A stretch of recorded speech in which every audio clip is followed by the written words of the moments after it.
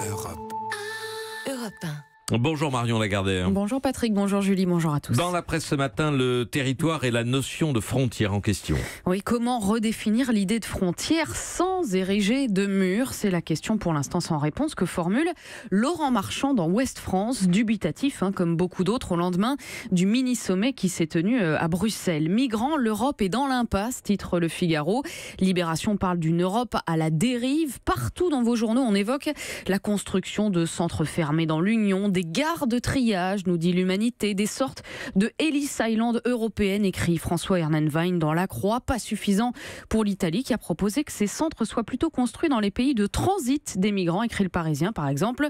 Au Niger, il n'empêche, le vrai dilemme face auquel nous placent les migrants pauvres, écrit encore Ouest France, c'est ce terrible dilemme entre la mondialisation et nos principes. Le mythe du monde village né après la chute du mur de Berlin est bel et bien tombé, juge également le site d'information Ouzbek Erika.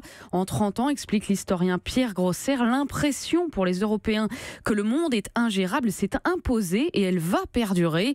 Dans la schizophrénie du moment, prévient-il, une réaction souveraine s'oppose à un monde qui n'a jamais été aussi mobile et ça n'est pas prêt de s'arrêter. Le besoin de reprendre la main sur son environnement direct, une problématique que l'on retrouve dans des articles qui a priori parlent d'autre chose et qui pourtant ont tout à voir avec la frontière et le territoire. Par exemple, la une de Midi Libre ce matin. Fruits, légumes, vins sont-ils vraiment français? Enquête sur ces abricots, pas forcément made in France, et ces pêches plates dont les consommateurs raffolent depuis quelques années, mais qui sont forcément importées. Et pour cause, il n'y a pas de production française, nous dit le journal. On veut tout, de l'authentique et de l'original, du local et du pas cher. Reportage également dans Ouest France sur le boom des épiceries de vente en vrac parce que c'est moins cher et qu'on sait ce qu'on achète, explique les clients comme Charline qui confie qu'elle ne va presque plus au supermarché. Et puis dans la même veine, les Échos nous apprennent que les Français boudent de plus en plus les rayons beauté des grandes surfaces. Les consommateurs fuient vers d'autres circuits de distribution, écrit Emmanuel Graland,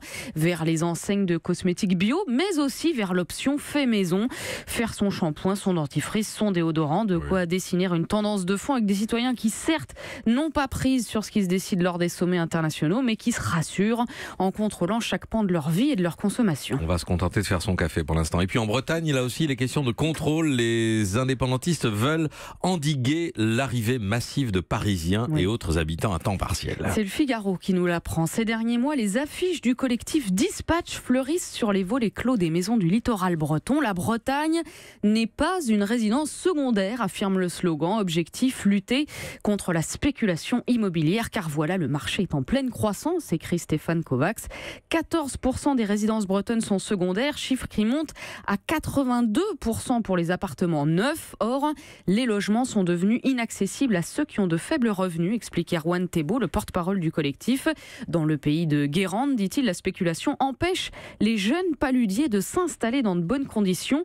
Et à Quiberon, les saisonniers ne trouvant pas à se loger sur la commune ont même manifesté récemment. Et à lire le Figaro, on comprend que cette mobilisation embarrasse sérieusement les maires. Par exemple, celui de Carnac qui compte 72% de résidences secondaires. Les locaux se plaignent de ne pas pouvoir se loger, mais ils sont très contents de pouvoir vendre leur maison très chère aux Parisiens, dit Olivier Lepic, notant que les résidences secondaires contribuent largement au bien-être économique de sa commune. Même raisonnement à Arzon, 2000 habitants à l'année, mais 30 000 l'été. 85% de l'impôt de ma commune est payé par les résidences secondaires, résume le maire. Ce sont ces gens qui font vivre l'économie locale et qui nous permettent d'avoir par exemple un complexe sportif et 4 médecins. Voilà, pas simple de trouver un compromis, illustration d'un dilemme qu'on ne trouve pas qu'en Bretagne d'ailleurs, celui de ces communes qui veulent à la fois remplir les caisses vides et ne pas voir leurs jeunes partir faute de pouvoir se loger et travailler, à lire donc dans le Figaro.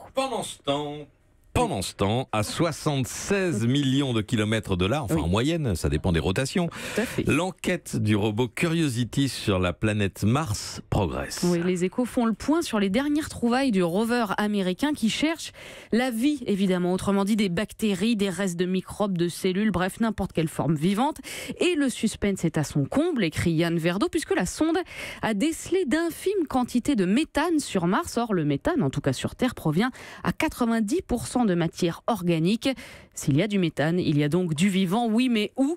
Et c'est là, écrivent les Échos, que finissent les certitudes et commencent les hypothèses. A-t-on affaire à des bactéries dans le sol ou, plus crédible, à des bulles de méthane enfermées dans de microscopiques cages de glace depuis des milliards d'années ? Une chose est sûre, écrit le journal, si des organismes vivants existent sur Mars, ils ne se baladent pas à l'air libre.